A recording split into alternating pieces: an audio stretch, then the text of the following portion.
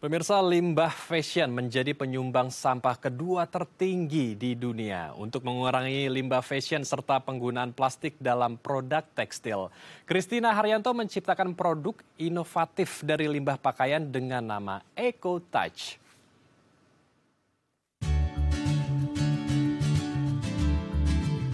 Saat ini, limbah fashion adalah penyumbang sampah kedua tertinggi di dunia. Menurut data Sistem Informasi Pengelolaan Sampah Nasional 2021, Indonesia menghasilkan 2,3 juta ton limbah pakaian atau setara dengan 12% dari limbah rumah tangga. Untuk mengurangi limbah fashion serta penggunaan plastik dalam produk tekstil demi keberlanjutan bumi, membuat Christina Haryanto membangun sebuah institusi yang secara khusus dibangun untuk menciptakan produk inovatif hasil dari limbah tekstil bernama Eco Touch. Di Eco Touch, limbah fashion yang terkumpul akan didaur ulang menjadi insulator, kain, dan produk fashion retail. Selain dijadikan produk daur ulang yang bernilai, Eco Touch juga hadir menjadi tempat untuk mengedukasi dan mengajak pemangku kepentingan dalam mengelola kembali sampah fashion. Ya, untuk membahasnya lebih lanjut kita telah terhubung dengan Christina Haryanto selaku co-founder dari Eco Touch. Kita langsung sapa. Selamat siang Mbak Christina, apa kabar di sana? Halo, siang. Apa kabar Mas Andrew? Aku panggilnya Mas atau apa nih? Boleh, Mas Andrew juga boleh. Boleh ya. Ya, kabar baik. Terima kasih. Oke, kabar kami di sini juga dalam keadaan yang baik. Terima kasih sebelumnya sudah bergabung bersama kami di Halo Indonesia, Mbak Christina. Kita langsung saja berdiskusi, Mbak Christina, tentang produk yang dibuat oleh Mbak Christina. Ini keren banget, dari limbah fashion, kemudian diolah menjadi berbagai produk fashion lagi, dan juga ada berbagai produk lainnya. Tetapi sebelum ke sana, kami ingin mengetahui nih, Mbak. Ini awal mulanya inspirasinya dari mana Mbak? Mau tergerak untuk mengubah limbah fashion menjadi produk-produk yang keren banget tadi di tayangan. Oke. Jadi sebenarnya Eco Touch itu kita perusahaan itu sister company sebenarnya dari PT Supertex di Bandung. PT Supertex ini memang dari dulu tuh bergerak di bidang garment. Jadi lebih ke spinning yarn sih sebenarnya, lebih ke benang. Nah, karena kita memang di Bandung itu kan kayak trendsetternya semua nih kayak tekstil segala macam tuh center di Indonesia tuh di Bandung gitu kan. Nah, kita memang dari awal dibangun PT Supertex ini dari tahun 73 itu dari generasi awalnya kami tuh sudah melihat sampah-sampah tekstil tuh biasanya tuh tidak dimanfaatkan lagi. Hanya dibuang begitu saja, dikubur ataupun dibuang ke TPA seperti itu. Nah, pas lagi kita mulai generasi kedua mau mulai masuk ke perusahaan ini untuk meneruskan, dikasih challenge jadi sebenarnya. Dalam artian, ini kalian ada kepikiran nggak ya untuk kita ngelihat bahwa si sampah tekstil ini, perca ini sebenarnya bisa dijadikan sesuatu yang bermanfaat kan gitu. Cuman apa nih untuk produknya yang hasil akhirnya tuh mau dijadikan apa itu di challenge ke kami sebenarnya kayak seperti itu. Nah setelah research lumayan lama sebenarnya, kita research itu dari 2009 sebenarnya. Nah akhirnya di 2010 itu barulah muncul bahwa kemungkinan produk yang bisa kita proses dalam artian, karena tadi udah disebutin ya, sampah tekstil tuh banyak banget. Nah, penyerapannya cukup banyak itu adalah menjadi peredam gitu. Kami research untuk peredam langsung dua, yaitu untuk kebangunan dan juga untuk ke building, untuk ke otomotif seperti itu. Nah, jadi kenapa sih ke peredam? Karena memang nih penyerapan si sampah tekstil ini kalau kita bisa konversiin per kiloan gitu, peredam tuh ukurannya 60 kali 120 cm, itu bisa menyerap 3 sampai 10 kilo baju. Seperti itu. Nah, selanjutnya ternyata memang produk daur ulang itu kan memang cukup lebih challenging ya dibandingin produk-produk serupa yang dari fiber natural seperti itu. Nah, karena mungkin tantangannya nomor satu tuh biasanya di harga sih memang, karena prosesnya lebih cukup labor intensif, terus kedua juga untuk prosesnya jauh lebih panjang seperti itu.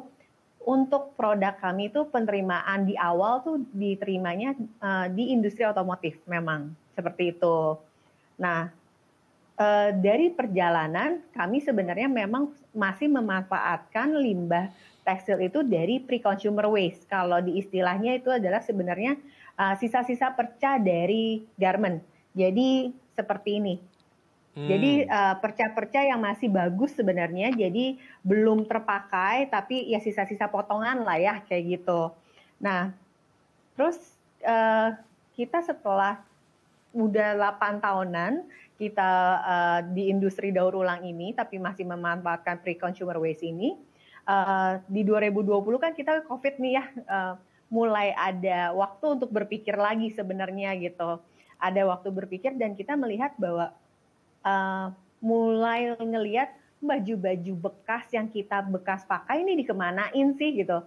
Karena kita kan kalau orang Indonesia tuh punya kebiasaan yang sangat baik ya. Sebenarnya satu adalah biasanya kita donasiin ke yang membutuhkan seperti itu. Atau kedua kita lungsurin ke saudara seperti gitu kan. Nah, tapi di satu titik tuh pasti mereka akan menjadi sampah sebenarnya si baju-baju ini. Karena mungkin kalau kita sumbangin ke panti, mungkin modelnya tidak cocok gitu kan, atau umurnya tidak cocok, dan mereka kadang-kadang ya udah mereka biasanya buang ke tempat sampah seperti itu. Dan sama ya juga yang seperti yang terjadi di tempat-tempat bencana seperti gitu. Nah, hal inilah yang membuat kita akhirnya ketika pandemi itu research cukup lama juga, 1 tahun gitu. Kami mencari tahu si sampah-sampah pakaian ini itu ketika sudah tidak dimanfaatkan seperti apa. Nah, ternyata kebanyakan itu baru berupa upcycle. Misalnya dijadikan tas, dijadikan isian boneka, seperti itu. Nah, tapi penyerapannya ini memang tidak terlalu bisa masif lah, bisa kita bilang. Nah, makanya kemudian akhirnya kita memang tergerak nih, ingin lebih eksplor mengenai daur ulang tekstil ini. Kita di 2021 itu mencoba untuk mengumpulkan baju-baju sisa bekas pakai yang istilahnya post-consumer waste. Jadi baju-baju yang sudah tidak layak pakai, yang memang misalnya sudah ada bolong atau kotor, segala macam yang sudah tidak bisa terpakai, itu disumbangin ke kami dan kemudian kami berusaha untuk proses. Nah, dari situlah ternyata kami melihat bahwa ternyata ini Ekotas menjadi salah satu jawaban nih bagi masyarakat yang mereka sebenarnya ketika COVID itu awareness tentang masalah kesehatan, masalah lingkungan tuh kebus banget wawasannya kayak gitu. Dan mereka juga mulai tergerak bahwa tidak mau membuang sampah ke tempat-tempat yang tidak seharusnya seperti itu. Nah, akhirnya mereka mulai melihat bahwa ini oke banget ya, ternyata ketika baju tidak layak pakai, lebih baik disumbangkan ke tempat yang bisa mengelola dibandingkan mereka istilahnya buang atau harus donasikan ke tempat yang kayak panti atau segala macam seperti itu. Seperti itu sih mulainya kurang lebih tentang EcoTouch. Oke, luar biasa sekali ya. Dan kami juga penasaran sebetulnya seperti apa proses kreatifnya dari limbah fashion yang mungkin sudah tidak terpakai dan dibuang oleh warga menjadi sebuah peralatan fashion ya, perlengkapan fashion, busana fashion dan juga peredam. Karena kan untuk membuat sebuah kerajinan atau kreasi dari limbah fashion ini nggak gampang ya. Mulai dari kita harus melakukan R&D, Research and Development, kemudian proses perancangannya supaya bisa lebih tahan lama. Ini bagaimana Mbak proses kreatif tersebut? Tapi ditanya Mbak, kita akan bahas usai jeda. Baik pemirsa, jangan kemana-mana, kami akan kembali sesaat lagi.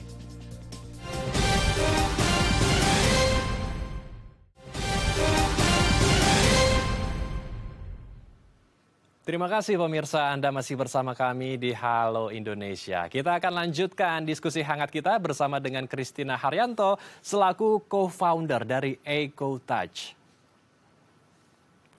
Mbak Christina, sebelum ke pertanyaan saya di segmen sebelumnya, kami juga ingin mengetahui, ini di belakang Mbak Christina, saat ini ada berbagai macam kreasi produk nih, ada baju, ya kan? Terus di belakang itu ada tas, ada pouch, itu juga apakah hasil dari daur ulang dari limbah-limbah fashion, Mbak Christina? Betul, betul sekali Mas.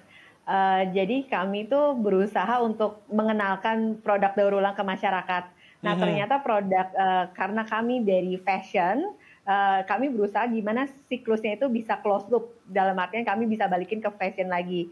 Nah, jadi memang kami cukup lama itu R&D benang seperti ini benar daur ulang yang kemudian kami jadikan koleksi yang seperti di belakang saya ini yang Mas lihat. Nah, ini menariknya adalah si benang daur ulang ini tuh komposisinya 100% dari sampah. Jadi 70% dari kandungan bahan daur ulang, 30% itu ada kalau istilahnya di tekstil itu dropping cotton. Jadi cotton-cotton yang tidak terpakai, yang kotor, itu kami kumpulkan, biasanya dibuang. Nah, ini kami jadi bahan untuk penguat di benang kami. Nah, kemudian menariknya juga adalah proses dari pembuatan si kain ini itu dilakukan melalui ATBM, jadi alat tenun bukan mesin, jadi manual. Jadi kenapa manual? Karena memang sifatnya yang rapuh. Jadi kita hanya bisa proses melalui ATBM, seperti itu. Oke, jadi manual ya tanpa menggunakan mesin, luar biasa. Nah, saya mau masuk ke sana. Lalu bagaimana dengan proses kreatifnya dari A sampai Z, mulai dari research-nya, kemudian development-nya sampai menjual ke pasar. Ini kan pasti nggak gampang karena produk recycle ini pasarnya segmented sekali, Mbak Christina. Betul sekali. Jadi memang kita tuh cukup lama R&D-nya kan sebenarnya dari 2009 tuh kami udah R&D.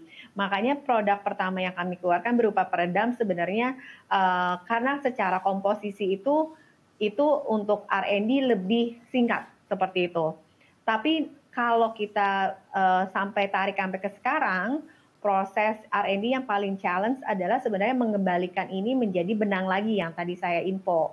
Karena memang karakteristik si benang ini cukup fragile dan kedua tidak bisa ada warna lain gitu. Jadi biasanya kan kalau di fashion mereka mintanya bisa nggak warna benangnya jadi merah aja atau kuning aja kayak gitu-gitu kan. Nah, kami tuh karena campuran sampah warnanya cuma satu seperti ini, warnanya abu-abu kayak gitu. Proses R&D-nya memang sangat memakan waktu dan kita memang harus banyak bekerja sama dengan para UMKM dan kedua saat ini kami banyak banget juga bekerja sama itu dengan berbagai macam industri benernya Mas. Karena produk kami ini ternyata saat ini itu mulai bisa dimanfaatkan oleh industri-industri kreatif sebenarnya. Misalnya contohnya adalah untuk di arsitek, untuk di desain produk atau desain interior seperti itu. Dan sampai ke misalnya kayak tas yang Mas lihat di sebelah kanan saya ini, itu kami bekerja sama dengan crafter gitu. Crafter yang dimana sekumpulan para ini orang-orang seni ya Mas ya, dalam artian mereka memang mau ngulik gitu loh, mau ngulik bahan baru yang mereka bisa jadikan menjadi tas atau menjadi kayak istilahnya cooler bag atau misalnya laptop. Jadi kalau Mas lihat di sebelah sini tuh ada tempat laptop, ada iPad, di atas saya itu ada cooler bag. Itu buat mereka bisa bawa sehari-hari seperti itu. Sampai istilahnya yang paling sehari-hari bisa kita bawa itu misalnya adalah tempat dompet gitu loh Mas. Kayak gitu. Nah ini yang kami banyak kerjasama dengan banyak pihak sekali untuk melakukan proses R&D-nya dan desain kayak gitu. Oke, jadi prosesnya cukup panjang ya agar bisa memastikan produknya emang betul-betul firm dan bisa diterima oleh warga. Kalau dari harga sendiri, ini kan tentu juga berbeda dari produk-produk fashion pada umumnya yang ada di pasar ataupun di e-commerce. Harganya agak sedikit tinggi nih karena prosesnya juga panjang pembuatannya. Start from berapa? Dan pasarnya saat ini sudah di mana saja? Apakah juga sudah sampai ke luar Pulau Jawa, Mbak Christina? Oke, menariknya produk kami memang nih, kalau misalnya kita bilang, kami tuh sekarang tuh jadi lebih banyak orang yang lebih tertarik mengambil kain jadi seperti ini. Nah, kain jadi seperti ini itu memang prosesnya kan ATBM dan segala macam, cuman ternyata ketika kami ini tidak terlalu istilahnya tidak terlalu banyak desain ya, dalam artian lebih memang menceritakan lebih dari sisi komposisi daur ulangnya. Harganya itu ternyata masih oke, Mas, ternyata gitu. Jadi kami memang jual nih ada kain itu sekitar dari 100.000 sampai ada yang memang sampai sekitar 800 sampai 900.000. Itu tergantung dari kompleksitas dari si tenunan seperti itu, Mas, gitu. Nah, cuman ternyata harga segini banyak banget yang kami ceritakan, terutama ke orang-orang fashion ya, itu mereka menghargai sekali, Mas, karena mereka mengetahui dari secara prosesnya, terus kedua story dari juga si kain ini sendiri, kayak seperti itu. Jadi mereka sangat bisa terima sekali untuk di harga seperti itu. Nah, kalau yang untuk peredam, harganya itu sangat kompetitif sekali sebenarnya, Mas. Dibandingkan peredam lain, karena kami punya keunggulan adalah sangat awet. Dia karena bahannya dari pakaian, dia sama aja kayak pakaian, jadi benar-benar awet seperti itu. Dan kedua, untuk pemasangan malahan lebih murah. Dalam artian tidak perlu pakai lem, dia hanya tinggal dipasang di rangka, selesai. Dan yang paling menarik adalah kami bisa terima untuk daur ulang kembali, Mas. Jadi misalnya ada pembongkaran, si insulasinya ini sudah tidak dipakai, itu jangan dibuang ke TPA, tapi kembalikan ke kami akan bisa daur ulang lagi. Jadi kami berusaha segimana mungkin untuk semuanya bisa sirkular.